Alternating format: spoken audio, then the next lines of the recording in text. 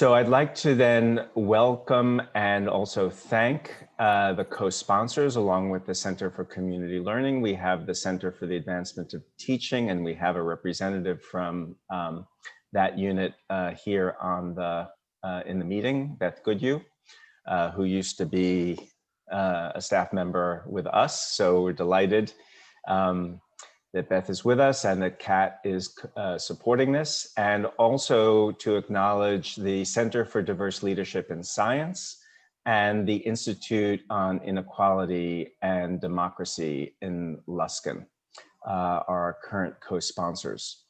I want to also, while I'm on announcements, mention that in 2 weeks, on November 17th, will be the second of our workshop series. We will be joined by Tom Smith from the Institute on Environment and Sustainability, along with 2 of his colleagues from the Congo Basin Research Institute. I had the privilege of meeting Tom and listening to him at a meeting in South Africa that I was able to attend in the pre-pandemic time. And Tom spoke about the community engaged work in the Congo Basin Research Institute. And I was just so impressed by the kinds and nature of partnerships that he's created, the deep and sustained relationships that have been generated there, and the ways that he honors and values and recognizes community knowledge.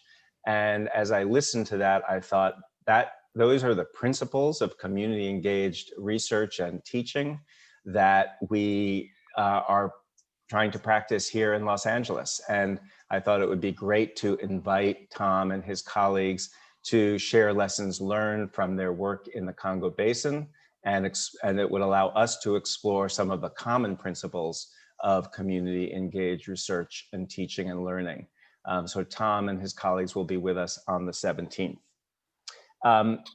As our numbers are growing, we're now over 21 in the meeting, I'm going to invite everybody to use the chat to just quickly write down your name and what is your departmental affiliation, perhaps your role. We have graduate students with us, we have instructors, faculty with us. So please just indicate what and we have colleagues at the center with us. So let's use the chat and enter some identifying information so we can all scan and meet whoever is here.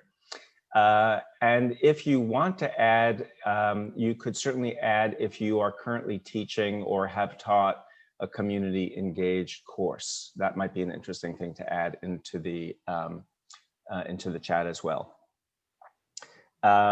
One last announcement, and that is to say that UCLA is now operating with a new framework for community engaged courses that was approved by the Undergraduate Council as of spring of 2020.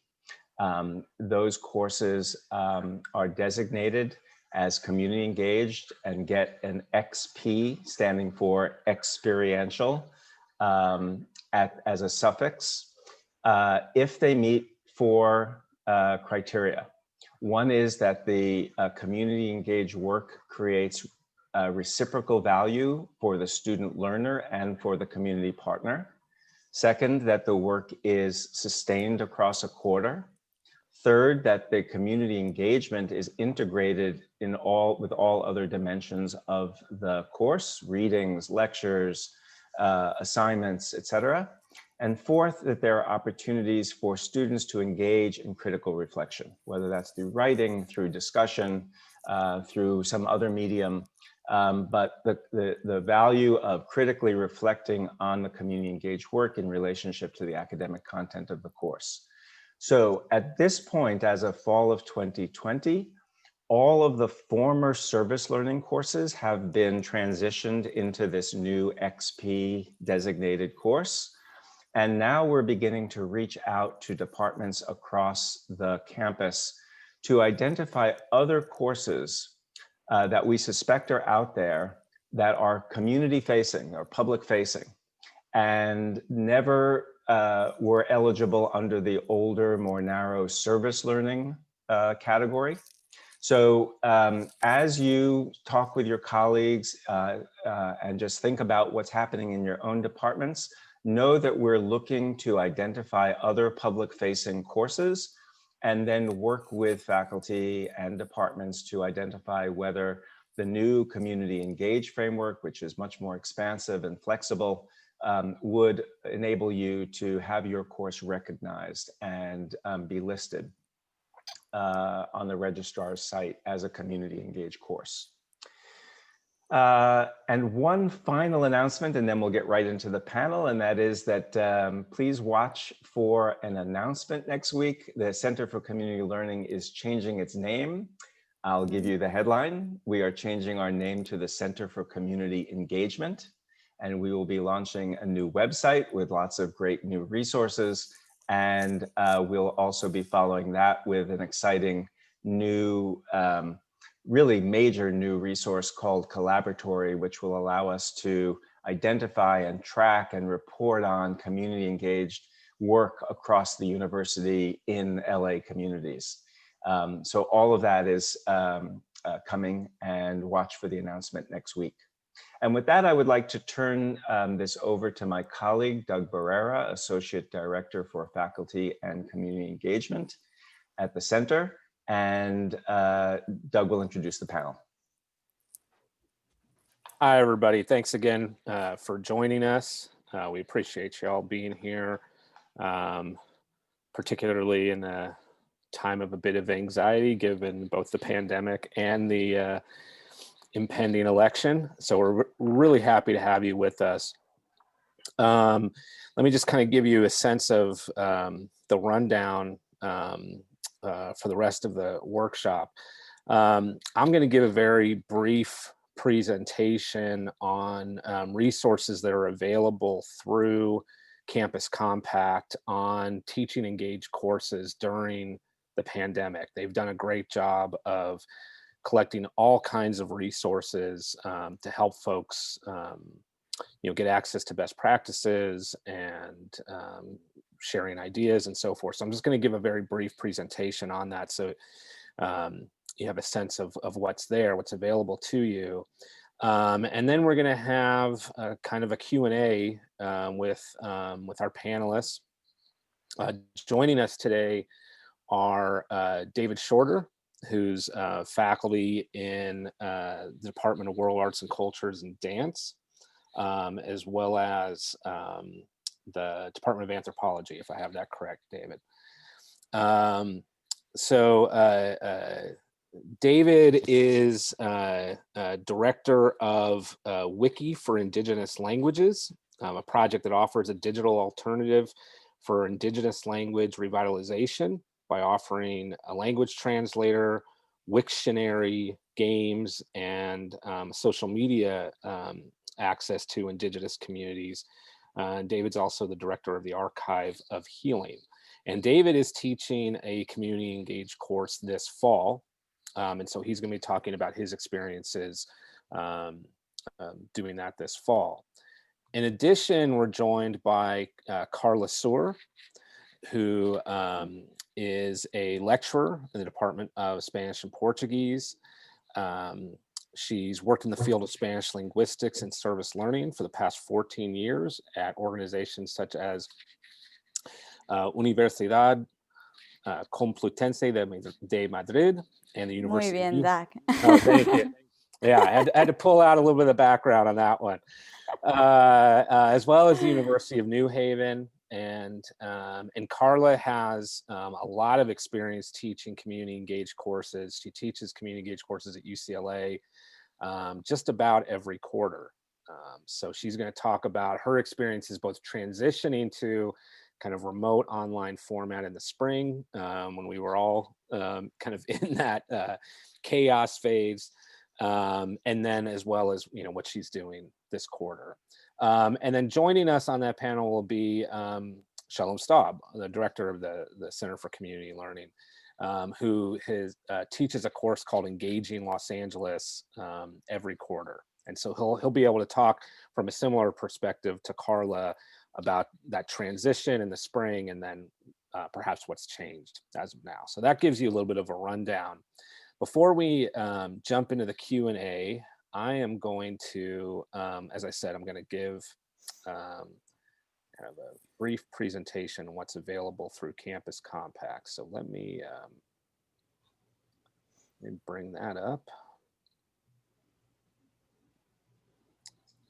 Okay, hopefully you can all see that. Okay, so let me talk a little bit about what's available through Campus Compact. And just as to give you a sense, I'm you know, I don't assume that all of you know what Campus Compact is. So Campus Compact, and you know what, actually, let me do this before I get any farther. I'm gonna, let's see, computer's being a little odd here. I'll try to stop sharing if I can get to that. Well, I'll bring that up later. So Campus Compact it's a national coalition of 1,000 colleges and universities that is dedicated to working on campus and campus-based civic and community engagement efforts. Their national office is located in Boston, but they actually have regional compacts all across the country, statewide compacts. Some are more sort of regionally based, like Northeast, like Northern New England and Southern New England. But essentially, they're an organization that is set out to promote civic engagement and campus engagement, as well as both doing it nationally as well as providing support to administrators, faculty, staff on individual campuses. Let me see what's going on with my computer's being a little odd right now, so I'm going to try to see what I can do. I've lost my cursor. This is bizarre. What happened to my cursor?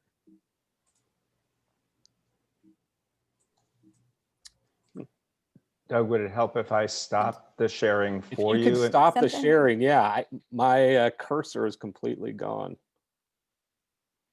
Does that help? Okay, yeah, except, let me see. There we go. I couldn't get out of it. Okay, I'm gonna try to move to this, and then I'll try to share my screen again, and if it gets weird again, I'll just tell you what was on the presentation. Let's see, I'll keep it like that for now. That might help a little bit. So I'll share with you the link here at the end, but they've, as I said before, they have actually culled together a page, a huge list of resources for specifically for teaching engaged courses. But even beyond that, they have a link to a spreadsheet that was put together by the Director of Faculty Development and Technology Innovation at DePaul University, that has links, has over 400 links to resources on just teaching remotely in general, not necessarily specifically around engaged teaching, but just all kinds of information and you know, I suppose everything you could ever possibly want about teaching remote courses. You have access to the spreadsheet right on their website, so anybody can go to that. They've included information from UCLA, but as I said, information from institutions all over the country. So, and then in addition to that, they get into specifically resources and information about teaching community engaged courses remotely. And they kind of break it into sections. So there's a section on community engaged teaching during the pandemic, sort of generally. And then specifically, they have a list of resources and ideas around centering racial justice work in relationship to the pandemic, because of course we're all, in addition to, dealing with COVID, we're also in the midst of kind of a new awakening about racial injustice in this country. We've all seen the various actions that kind of started in the spring and then have continued to this day. And so for folks who might have some interest in focusing specifically on anti-racism work around racial justice, and then in connection to COVID, they have resources for that. They also then provide some ideas about creating assignments for students to engage kind of wherever they are. These wouldn't necessarily be direct engagements with community partners, but just ideas for ways for students to kind of tap into that kind of civic learning that you might be interested in. They give you ideas like, for example, watching a city council or a school board meeting, writing letters to the editor of a local newspaper, listening to oral arguments that are made before the Supreme Court. So giving various ideas like that. And then, the other thing that I think so many of us have realized, and that, as we've all had to adapt to learning the technologies available to us, is that there's ways now for folks to engage not only with local partners, but with national partners and even partners around the world. And so, they provide some ideas about how to do that.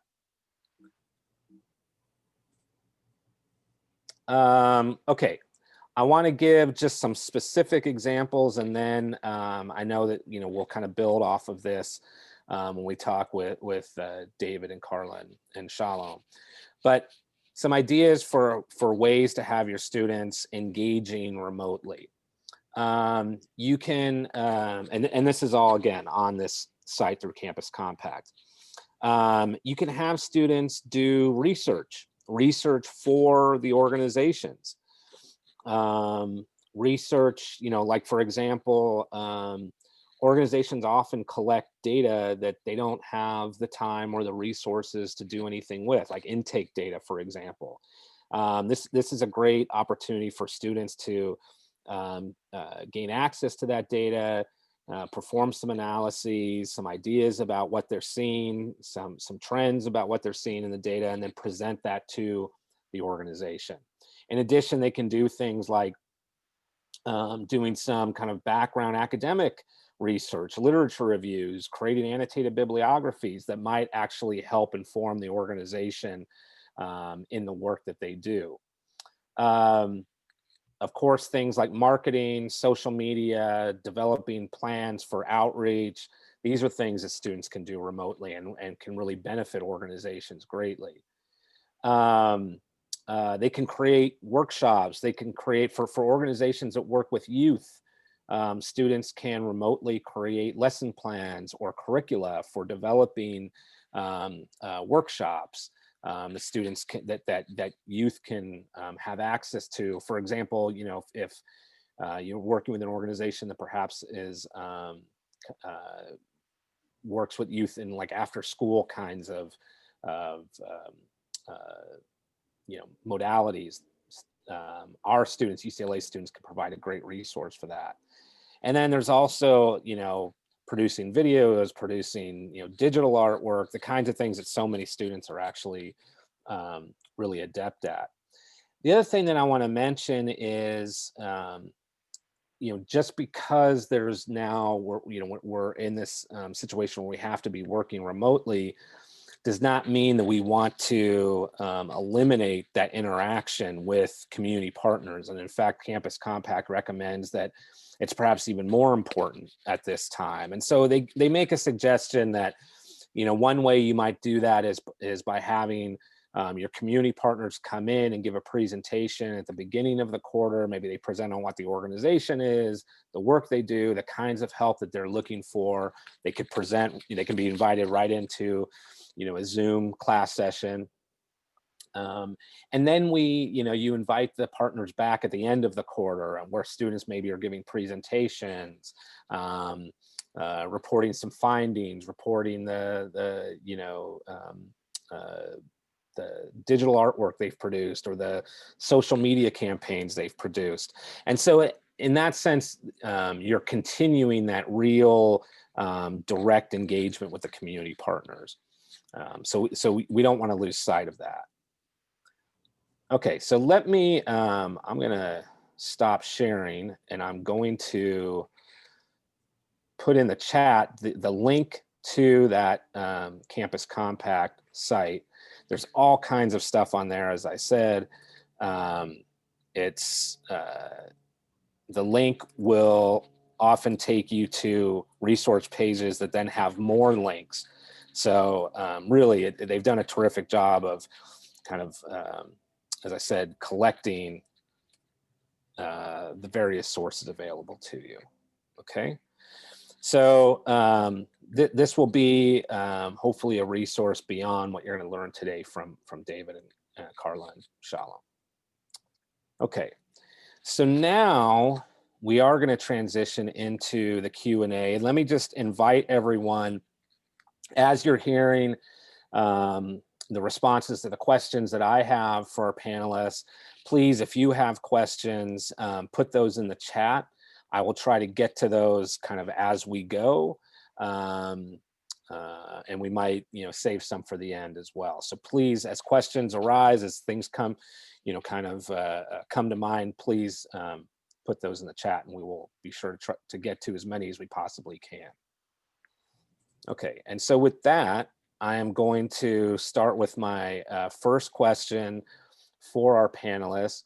And just kind of the obvious thing is, perhaps you can give us a brief description of your course. And as part of that, can you talk a little bit about the student learning objectives that you have for the course? And if those have changed at all as a result of having to move to a remote framework, but two, perhaps in relationship to the pandemic as subject matter. Okay, so just a brief description of your course, and then whether the student learning objectives have changed at all. And David, why don't we go ahead and start with you, if you wouldn't mind. Okay. Well, the class is a upper division, 140 in World Arts and Cultures and 143 in Gender Studies. It's cross-listed.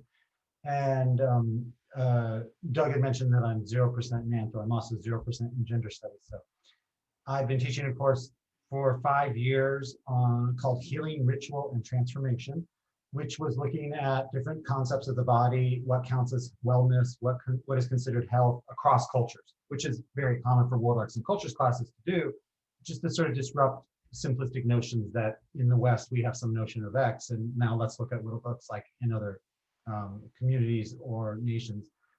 I changed that class this year because of the pandemic, because slowly between April and July, we saw the pandemic exposing such large rifts in structural inequality issues pertaining to health and wellness. And so as we were seeing the COVID rates increase in Native communities and urban communities and Latino communities, I, in the middle of the summer, decided that the class was, with or without a community learning component, it was going to have to take on structural injustice as a moment of reflection on why so many African-American women die during childbirth more so than any other ethnic group, or what is the relationship between gynecology and actually slaves from the South. These are all documented histories that the class didn't used to look at, and now the class looks at it. And I would say that that's what changed during the pandemic. And the learning outcomes, to go to your third point, are that the students now have to exercise not just the knowledge of the breadth of what counts as the body, healing, wellness, et cetera, across cultures, but they also have to learn and be able to prove or demonstrate why service learning is an actual pedagogical choice that one makes, or an institution makes, or a teacher makes, because of the type of learning it provides students versus simply reading from books or understanding theory. The notion that we bring praxis into the classroom, particularly around issues of structural inequality at the University of California, for me was one of the things that I adopted this year and put into the class this year that didn't exist before. So. Great, thank you, David.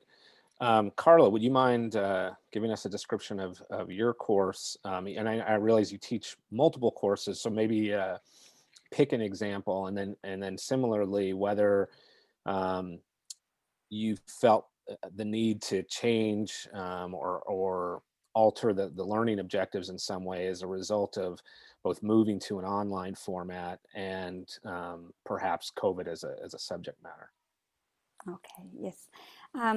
So in the Department of Spanish and Portuguese, we have a major called Spanish Community and Culture. And one of the most distinctive parts or components of this major is actually our community engaged learning offer. And I teach all the courses for that section. So the two main XP courses that I teach throughout the year, and that I was teaching also in the spring quarter when we had to transition. We're taking it to the streets, Spanish in the community, and also Latinos, linguistics, and literacy. And these are also cross-listed with Spanish and Portuguese and Chicano studies. And each course addresses different topics. One is studying a diverse array of issues that affect the Latino community of the US, more specifically of Los Angeles. I will use the term Latinx, actually. It's a better use of the word. And the other one, the other course focuses on systemic structures that support illiteracy. We also look at different issues around literacy and educational programs that are offered in Los Angeles County. And both courses, they share the same format, which includes service, instruction, and also reflection. So it's more like the service learning model in a way. And both courses seek to make connections between the disciplines and the real world, deepen the students' vision of the needs and culture of the local and global Hispanic communities, and improve their written and oral Spanish as well, and developing skills that they can use in their future careers. So these learning objectives, I don't think they have changed much before and after the pandemic.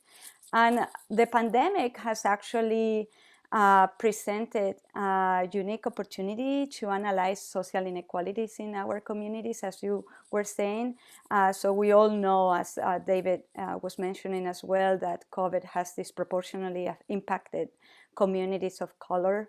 And this is related to the pre-existing social disparities in terms of housing, salaries, education, healthcare, etc., which is at the core of the course of scope of study for these courses, right? So the students now learn through the seminars and also through the service work about the different ways in which these disparities have been recently amplified as a result of the pandemic. But they also learn about the outstanding collaborative effort that is being made by organizations and everyone, right, to support the most vulnerable people. So I would say that the pandemic, is a unique opportunity in a way to deepen their knowledge about these issues. Thank you, Carla. Shalom, would you talk a little bit about the learning objectives, give a description, talk a little bit about engaging LA and how you've made some shifts in relationship to the pandemic. Thanks, Doug. And I love the fact that talking about engaging LA course maps such interesting ways on the course that David just described and the courses that Carla have just described. Engaging LA is a lower division course that fulfills a social science GE requirement and also a college diversity requirement. We get students, it's about 120 students per quarter. I teach it every quarter. I have 3 TAs, 6 sections. we get students from all across campus, but heavily South Campus students, which is really kind of interesting. And for many of these students, it's the one opportunity that they're really thinking about social issues. It's a more of a more writing than they're accustomed to in their STEM majors. And it's a course that has to do with contemporary Los Angeles.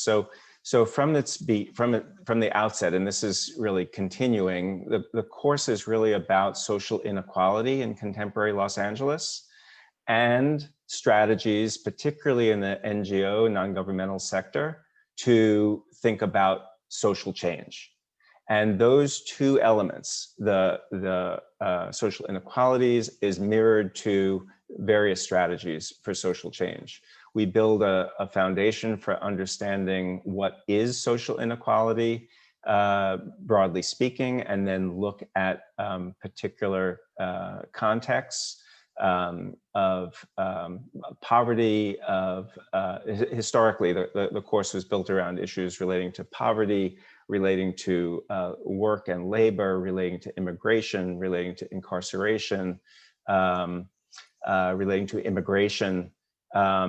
And alongside those social problems, we're looking at things like advocacy and organizing and the work of nonprofit organizations and the work of unions and social and entrepreneurship. And so a range of different ways of thinking about social change, policy work, for instance, legal work. So what has changed is that from the spring, I quickly added another learning objective, which was to look at critically analyze the way that the pandemic is exacerbating, exactly the way that Carla was just describing, the way that the pandemic has exacerbated underlying existing social and structural inequalities across various domains. I'll very quickly say that in the spring,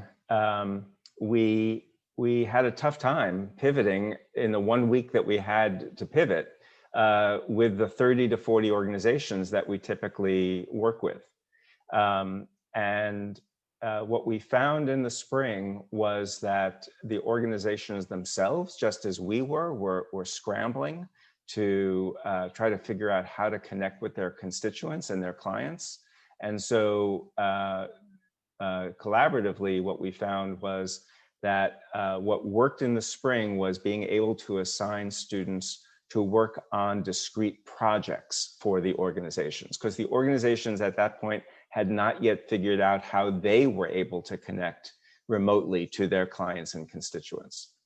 So now fast forward to this current quarter, and I have actually restructured the course because now there are new units in the course on racial justice, on health justice, and of course I'm leaving one out. It'll come back to me in a second. So new material and new themes are introduced to the course precisely because I want the students to grapple not only with the pandemic, but also the current racial issues as well. So what we've seen is that the organizations, and we're now this quarter working with 30 organizations, have themselves started solving their challenge of connecting with clients. So our students are back to the kind of variety of work assignments that were in pre-pandemic times, but all remotely. And so students are doing one of three things with roughly 30 organizations. They are doing direct work with clients or constituents of the organization. They are doing projects for the organization, like the very projects that Doug was mentioning, social media, website, I can talk more about that. And they're undertaking research projects to benefit the work of the organization. So those three categories have emerged. as the work of our students. They're working 3 to 4 hours a week over 8 weeks of the quarter. Thanks, Shalom. And that's, I want to kind of continue with that theme of working with partners. And Carla, I'm wondering if you can tell us, similarly as to what Shalom was talking about, in the spring, did you have to change some partners or not work with partners that you were used to working with as a result of their capacity to welcome students in and do some work with them? And if so, have some of those partners that you've worked with historically kind of come back into the fold this fall because they have adapted to how to bring their work or how to do their work given the restrictions that we have? Yes, so as you can imagine, many of the organizations with whom we used to work have been really struggling to keep their doors open. Some at that time in the spring, they didn't have the resources to coordinate the volunteers remotely. And although I was able to offer a large list of organizations for one of the classes for 165, I was short for the class that focuses on literacy. So one of the new partners that I added for that quarter were the very same Spanish-speaking family members of our heritage speaker students who were in need of basic literacy classes and also English classes. So our students were teaching their family members for that quarter, not for all the classes, but a few of the students did this type of work. And many of our students were back at home, so it was a perfect situation for that. And one of the organizations that we used to work with was closed, and the director was kind enough to offer herself to provide training for our students and give different resources for them to be able to assess their parents' level of proficiency in English and to create and design lesson plans for them. And the students created a final portfolio and a video that was recorded along the quarter that showed the progress of their family members. And it was actually a very emotional experience for many students. They got very close to their family members, and it was a good way to transform the energy of the moment. And other organizations, they didn't close, and they were actually in big need of the type of skills that our Spanish community and culture students bring, not only like their linguistic understanding, but also the cultural understanding of the Hispanic community. And along with these organizations that we already work with, I've been working since April to create new partnerships with organizations that are now providing online services, especially in the areas of education and health. And the centers that closed, and they were mainly the small centers that, due to the lack of resources, also because they were working with seniors who didn't have access to the internet, they couldn't keep providing their services. And even now that some of them they reopen, they still don't have the availability to, or like the resources to coordinate our students. So there are still a few centers that we haven't been able to work with them again.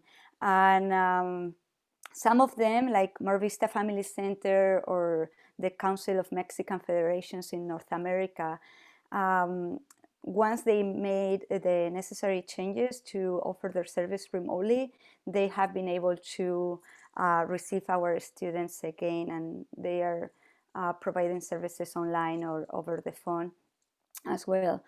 But for the most part, we were able to continue our partnerships in the spring.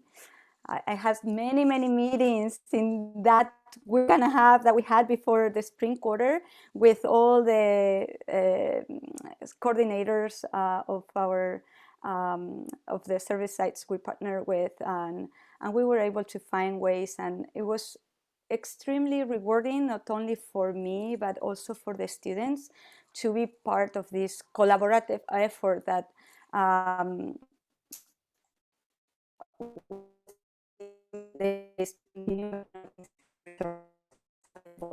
for most. Oh. And do you want Douglas me to tell you a little bit of the type of work that the students are doing, like a few examples, or do you want to talk about that a little bit later? We'll get to that, but we actually, Okay. you kind of froze up there for a second. So the last thing, that's okay. So the last thing that I heard you say was that the students and the partners appreciated the collaborative effort to Yes. figure it out. Yeah, at the end I was saying that, yeah, it was very rewarding for me and also for the students to feel that we were part of a collaborative effort to make those resources available for those who needed the most at that time, and still, right? Yeah, especially during that transition, it was very rewarding, and the students shared that with me all the time. That's great. That's great. So yeah, I do want to hear about the kind of, some examples of the kind of work that students were doing, but I wanted to turn to David and ask whether did your planning in terms of the work that you were doing with community partners, or the type of organizations you were partnering with, did that shift at all as a result of this need to move to kind of a remote model of engagement? Oh, you're muted. I just said, yeah, I lost a couple partners. There was a push in this last year to develop organizations, individuals, nonprofit, for-profit, just a wide variety of people for students to work with. By the time we got to July, I had about 24 organizations, people, partners, that sort of thing. But then when the new COVID regulations came down from the university, which was kind of week 0-ish, that was essentially like anyone who was in an internship sort of situation cannot be exposed to in-person events. I lost a couple partners because that's what they wanted. They wanted people to be present and working in their office and going through their files. And they felt, we have COVID safe precautions, but just because they say that doesn't mean we can rely on those, and we can't obviously expose students to those situations. So the pandemic did cause me to lose a couple, but maybe the pandemic caused me to gain a couple because of all the things that Shalom just said earlier, which is that I was, like many of you in this Zoom room, sort of trying to learn how to be very agile this year. Well, so have organizations. So have these people who have been trying to figure out what the heck to do. So to give them someone to help them with that, particularly a generation that can make a TikTok video in an hour, and it would take me 3 weeks to learn out what TikTok is. Like the student body that I currently teach, which I would imagine is, like most of you, between 19 and 22, they can do social media like 1/10 of the time it would take me to make something on Instagram. And so a lot of these organizations have felt that this was an opportunity, since they're not doing things in present, to build online community, to build audiences, to build invitees for the workshops next year that will be in person. And in all those ways, maybe I gained partnerships that made up for the 2 I lost. I don't know. It sucks that the 2 I lost were really good West LA sort of organizations, but they'll be there next year to ask again. So, I think that it's hard to know if it was a negative in its sum count or a wash. Yeah, and I think that's a really important point that you make is, I think it's easy for all of us to, be aware of the challenges and the things that we've lost, as a result of the pandemic and the need to work remotely and all of that. But again, there are lots of opportunities. Things have emerged that for a lot of us, we probably never would have thought of until we were kind of forced to be creative and think innovatively. So Carla, let me go back to you and ask if you can give some examples of the type of work that the students have been doing, and particularly now in relationship to having to be remote. Mhm. Much of the work that the students used to do before the pandemic is quite similar to what they are actually doing now, except that the work is done digitally. So we normally divide the type of organizations and the scope of work that the students do in four categories of organizations that work with immigrant communities. And in that, students who want to work with youth, they are now volunteering as virtual tutors or mentees for centers like Mar Vista Family Center, and San Fernando Valley Children Refugee Center as well, although they work also with adults. But for San Fernando Valley and COFEM, for instance, they are assisting in virtual citizenship workshops, creating bilingual resource materials, doing a lot of translation work as well, and interpreting as well in different sessions, live sessions over Zoom. We also have organizations for students who are considering following a career path in law. And we have organizations like Carecen, and now we added a new organization, CIS, that works with the Restorative Justice Program, and our students are now being trained as mediators, and also assisting the mediators themselves also for the sessions that require someone who is bilingual in English and Spanish. And we have also organizations for students who would like to pursue a teaching career, mostly in bilingual education. And for that, the students are now supporting, assisting the teachers as well in the Spanish classes over Zoom. And we are working a lot with organizations that work in the medical industry, with family clinics such as St. John's or UMA. And in these cases, the students are helping with, as you were saying at the beginning, with communication efforts, doing translation, helping with community outreach through social media, and also helping practitioners with interpreting services. Thank you, Carla. These are just examples. There are many more. Well, I mean, I think what's great is you know, you're detailing the fact that, you know, especially in your case, having a long history of teaching, you know, these courses and working with these organizations, either in the spring or now in the fall, you've had an opportunity to, everyone's had an opportunity to kind of shift, and you're still figuring out ways to maintain those partnerships, just in new and different ways. Shalom, do you want to talk a little bit about that as well in relationship to Engaging Los Angeles and the work that you've had students do, you know, kind of quarter after quarter over the last couple of years? Yeah, thank you, Doug. And I also want to emphasize a more basic point, and that is that the principle embedded here is that the organizations and the organizational partnerships that we're creating, and the examples that David is giving, Carla is giving, that these are tied into the learning goals and material of the course itself. So the reason I want to say that in regard to Engaging Los Angeles is that since I've been teaching Engaging Los Angeles now for the last 6 quarters, it's been a constant process of aligning the community partners with the core themes of the course. There are students like to tutor, and if given the opportunity, they would sign up, you know, in any opportunity they had to do a tutoring program. And we have those kinds of opportunities as community partnerships in Engaging LA.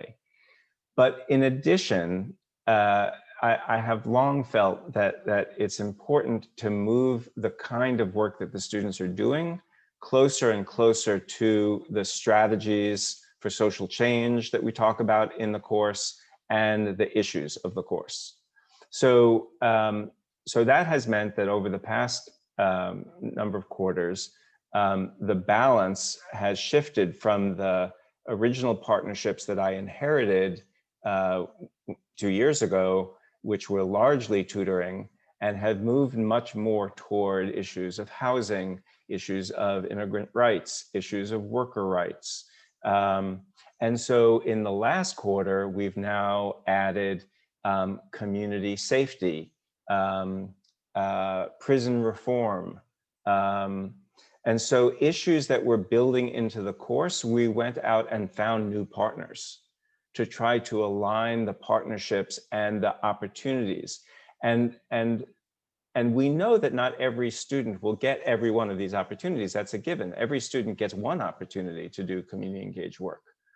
But the way it gets designed into the course is that my TAs devote time each week in discussion section to having students report out what they're doing and what they're seeing and what they're encountering at each of their sites and in the kind of work that they're doing there.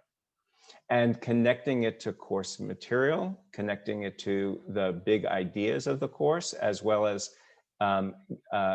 looking at different strategies for how to make a difference. So in any given section of 20 students, you've got a cross section of students who are working in probably 15 different sites and approaching the work of their sites using organizing, using advocacy, using community education, using maybe legal related research, using direct services to clients. And that way it sets up a conversation in the classroom, in the discussion section of, oh, you're seeing this. Well, what would it look like to work on the issue I'm working on using the strategy that your organization is using? So that kind of cross-fertilization of ideas and experiences is what we go after in the design of the course, so that the community engagement work becomes this experiential knowledge that students bring, where they become the experts of their own direct experience. They learn how to critically engage with it, we hope, that's the design, and then they bring that into discussion with other students and with TAs and with the writing assignments that they do. So Doug, I took a little license to answer a slightly different question, but I felt like, you know, this is really the underlying work. And the way, I love the way David said at the outset, that, you know, examining how this pedagogy works and why we choose it, and, you know, why we are actively making the choice to utilize this with our students becomes part of the discussion itself. And I would love to hear David talk more about that and what he's seeing in this first quarter of employing that strategy. Yeah, David, go ahead, feel free. Well, I was really hesitant to assign meta-discursive or pedagogical articles to these undergraduates because I felt like I was taking away from what the core impetus of teaching this class was to teach about healing across cultures. Well, you know, how is the body defined energetically in some cultures and physiologically in other cultures? And that's what I thought the goal was of the class, because that's how I taught it for 3 or 4 years. But just like, you know, any dog learning new tricks, I've come to recognize that there's a value there in having them understand that you really do need to understand that the courses that you're taking, that are being offered, the pedagogies that these courses exhibit, those are choices that a school makes. And so I had them read a piece early on about what is a liberal education. And if we ask ourselves what a liberal education is in response to the Bush era standardized testing of education, you start coming out with these sort of key points for them to understand that some people think your education is more valuable if it actually reflects the society that your school is currently, living within. If it's agile to respond to political, changes in the landscape. If it's actually making a world the better place to live. Those are notions of what a liberal education is. And so for them to see that those are things that, wow, maybe I've only had 2 or 3 classes that have done that in my entire UCLA career, was a sort of wake up moment for them to recognize, oh, I don't just have to put in these 2 hours at this organization to get some grade in this class.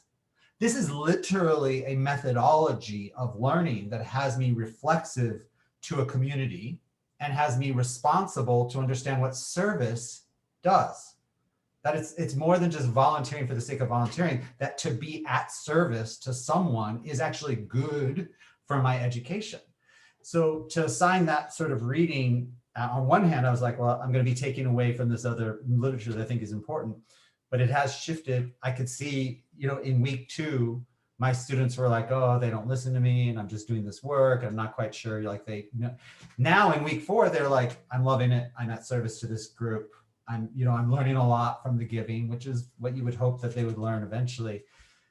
I still think that there's I have 34 students. I'd say there's 2 out of those 34 that feel a little compelled, like my university shouldn't have to make me be at service to an organization, but it's still week 4. So who knows what'll happen in week 7 or 8. And 2 out of 34 is not bad, I would say, in terms of being a little disgruntled. There's a lot of pressure on this age group like I've never seen before to process everything that's going on. So it's hard to know what's venting about this versus what's a vent about something else. But does that answer? I guess that was a little bit. Yeah, no, I think it absolutely does. And I think it to your point, for those of us who teach engaged courses, what we recognize is just, what David said, is that students, it is maybe not an entirely new, but it is a very different way of learning. And they understand and they begin to see that learning doesn't just have to be, what the instructor kind of tells you you're supposed to learn. They can have some agency within that learning. And, more times than not, much more than not, students react to that really positively. I just want to I would add really quickly, though, that go ahead. My particular dynamic, it helped to have 22 organizations, because when you think about it, there's no organization that's taking 8 or 10 students. Every organization is getting 1 to 4 max. And also because such a large component of my class is how women have been pushed out of knowledge-making centers in terms of midwifery and health practices, and women's colleges never got any money from the American Medical Association in the beginning. Because that's such a strong component, I'm actually working with a lot of midwives, plant medicine makers, witches. Well, that stuff is really freaking interesting. Students are like, what? I get to work with a witch for 10 weeks? So it's hard for me to sort of say, not all of them feel compelled, because I would say that not a lot of people are growing up to be a witch. But when else in their life are they going to get 10 weeks to actually work with someone who's making plant medicine and doing incantations for full moons? Because that's related to a whole esoteric type of knowledge that got pushed out of the medical system for reasons that, they can decide on in terms of. I've got a pre-med student who is essentially saying, I'm going to still be a doctor, but I had no idea that so much of my profession was learned at the expense of women's bodies in the 1800s. And it's like, yeah, welcome to the world. So you may not go get a letter of reference from this person you're working with, but that's the idea of what community learning and service learning can bring to a pedagogy that otherwise in pre-med, this is 1 of 2 classes they'll take outside of the pre-med plan. So I'm glad it's at least one of them. Yeah, and I think to your point, it hopefully the students then begin to interrogate exactly what do we consider to be academic knowledge. what do we, what if we, determined is a valid form of knowledge to be learning in higher education? And so much of these experiences, almost regardless of what the subject matter is, that's a theme that cuts across, I think, so many community engaged courses. Yeah. I'm gonna, we have a question in the chat, and I want to remind folks, invite you all to ask questions in the chat. I also want to just give a quick time check. So we're scheduled to 1:15, just so folks know. So let me, and so David is answering the chat a best question about foundational texts that are accessible for undergraduates, and kind of thinking about community impact, perhaps thinking about a different sort of approach to liberal learning. So thank you for answering that question. Let's see. Cheryl asked the question, how many units are involved in teaching an engaged pedagogy course? Student enrollment numbers, and if TAs are often employed in doing so. So let me ask our panelists. Shalom mentioned before that he typically has 3 TAs. This is for a course that's roughly about 120 students a quarter. I'm wondering, David or Carla, whether you've had TAs working with you, what you've had them do in relation to developing the course, how many students typically you have in your course. I guess I think that's hopefully getting at Cheryl's question. And Cheryl, if you wanted to elaborate on that, we'd be happy to hear your thoughts. Thank you so much. I'm juggling my kids who are now on their break, with their online learning. So that's why I'm in and out. But I find this quite fascinating. And I remember when Shalom sent me an email, and as I'm stepping in, first year as chair of the Department of African American Studies, but a lot of this, and I'm also coming from the School of Music. So now I'm involved with the college, and I'm finding what I'm hearing to be extremely interesting. And I'm already juggling some projects on these topics that I would like to share with my department in the upcoming faculty meeting. So that's why it's somewhat unfamiliar to me, but I want to become, the faculty become more knowledgeable about it through me. And that's why I wanted to know how many students are usually, as you've already outlined those, my questions, and where I can find out more information about the community or engaged pedagogy. So that's my basic questions. And again, I find it so intriguing. Can I jump in with a general answer, and then maybe others will refine it with more specifics. So Cheryl, most courses are 4-unit courses. My course happens to be a 5-unit course, and it was originally developed years ago as a 5-unit course. The thing I want to say about the unit hours is that if you think about that formula, and what is it? It's like for every in-class hour, the expectation is another 3 hours out of class per unit hour. So I think that's, if I'm somebody correct me if I'm misremembering the formula. So when you think about the total workload of the student per week, and you've got them in class X number of hours, and then you want to assign readings, and you want to have them do some writing or whatever at different points. And then the question is, where does the community engaged work fit in? And it has to fit in within that same total number of hours, so that the workload is reasonable and within that framework. And what that often means is that the instructor of a community engaged course needs to find a way to honor the value of the community engaged work, and not just add it on top of all the readings that you would normally assign in a regular reading-based course. So you're making space for the students to have these experiences because you think that those experiences are going to, in fact, create learning value, particularly when you ask the students to interrogate their experience in relationship to the readings and you as an instructor and your contribution, and interrogate what you're telling them and the readings that they're doing in relationship to what they're seeing in actuality when they're out working in these settings. It's that dynamic that creates the value. And so once you make this shift toward the community engaged work, it means, okay, total number of, let's say it's in my case, it's 15 hours per week.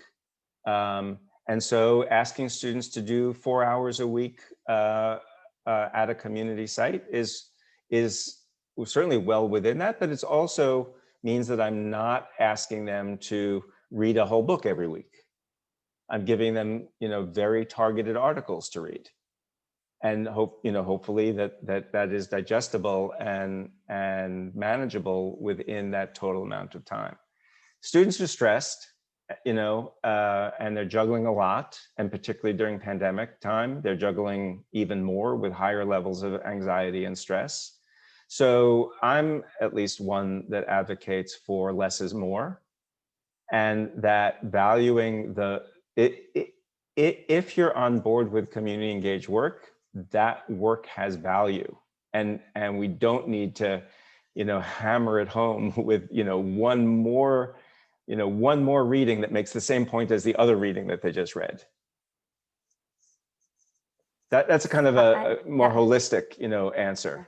Yeah, I always tell my students that for these courses, the book is the street, so the street is where they are gonna be finding answers to many of the questions they have. And yes, the readings they do are much less than for a regular course. But regarding the amount of students and the number of hours for our courses, so they have a 3-hour weekly seminar, and they complete a total of 80 hours per quarter. I know that seems a lot, but actually many students, they end up doing more than that because they want to do more. And when they finish the course, they take a community internship, a contract course, because in our case, our students, the type of work they want to do after graduation is community work. So for them, this is a wonderful opportunity to gain experience. And right now, with the pandemic, of course, I have reduced the amount of hours they need to do to in half. So they need to do, 50 hours right now. And in our case, we have small groups of 25 students in each seminar. We normally don't use TAs, but sometimes with bringing in TAs to help with the journal revisions or like helping with some assignments, but it's not common to have TAs because the classes are small. So 25 students is quite manageable for a professor, even though this type of courses require more work than, well, in some ways, right? Yeah, but 25 students is the norm. I'll be the Chicken Little and say, there's no way I would do this without a TA. It's so much. I feel like I lost all of August trying to sort of be agile because of the pandemic and COVID rules, and trying to get 24 organizations on board and to get them to give me what their bios are and what their links are and what are their roles that they want students to choose from, all because I wanted students to start class in week 0 and look at the entire option and make a rank order list. How many students do you have though? 34. 34. So I have a TA who's putting in 50% time, which is double, like it's almost like 2 TAs, but it's 50% time. I would never do this for less than that. I would want another TA actually if I were to do it. But I also think like it all depends. I think 2 years from now, I might not feel that way, but this was my first year. So as Shalom knows, I was writing him this summer being like, I can't believe this is this much work, but it was all set up. We set up in a pandemic in the year of social justice reform, an election. Like there's just so much going on that it's hard for me to It's all worth it. It's all worth it. And one thing, because you're asking this question, Cheryl, too, with a departmental chair role as your responsibility as well, there might be an option to think about how a GSR could function as a support person across multiple courses to do exactly the kind of research, organizing, gathering information. And this is what the center does. The center employs a GSR. That person works with me for this course, but also is available to, as much as possible, available to support faculty across the university to identify appropriate community partners, to help make the connection, and then we hand it off. We don't have the capacity to fully manage other people's courses. But the center is committed to helping faculty across the university make that transition to think about, well, who would be an appropriate partner to work with for this kind of course? So we have those kind of conversations with faculty, and then we are happy to devote our time and GSR time to the initial work of thinking about creating a course. Cheryl, you asked about whether these are on the books. That's the value of having the community engaged course framework. As I mentioned, approved by the undergraduate council, and then those courses get an XP suffix designation. And it's good because, for a couple of reasons. It's good because it communicates that the university values this. It communicates that to students that if you're taking this course, that there's an expectation that you're going to be working in the community. So you don't get the student who signs up and says, oh, I didn't know I'm going to have to be, leaving the classroom and doing something different like this. So it's kind of truth in advertising, if you will, and sets up the expectations. And also we know that some students are actually looking for these opportunities because it fits the kind of learner that they are and their desire. As Carla was saying earlier, the student who wants to see their studying connecting to the real issues that they've experienced in their lives, or that they want to explore in order to help make a difference in the world that they see is so broken around them. And so an XP course gives them that, they know they're going to be doing that. We can talk a lot more, and I don't want to cause us to run over time. So Doug, let me turn it back to you. Sure, thanks, Shalom. Yeah, we want to respect everybody's time. So I just want to take a last minute here to thank David, thank Carla, thank Shalom for all of your advice, everything you've shared with all of us today. We hope it's been helpful to those of you who are thinking about teaching engaged courses, particularly during the pandemic. I want to make one last pitch for our next engaged pedagogy workshop, which again will be November 21st, if I'm remembering that correctly.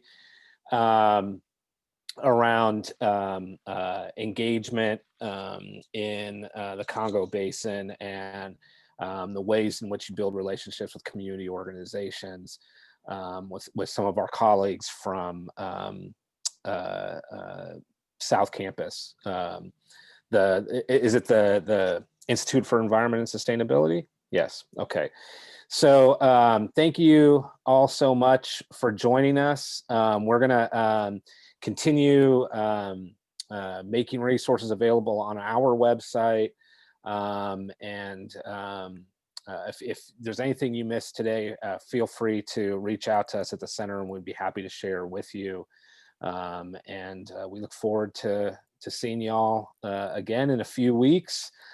let's all hope for some sanity in our country over the next couple of weeks. Thank you so much again for joining us, and we'll see you again soon. Thanks, everybody. Thank you so much. Thanks, Carla. Thanks, David. Thank you. Thanks, Thanks everybody. And much. thanks for being with us, everybody. Everyone, thanks, Doug. Thanks, Shalom. So how can I find the chat right now? I saved the chat because I have some references here. Once you leave, Carla, it should Yeah. then take like a few minutes to download to your computer. Okay. And if for some reason you can't get it, I'm saving it too, and I'll be happy to share it with you. Okay. Yeah, just because there are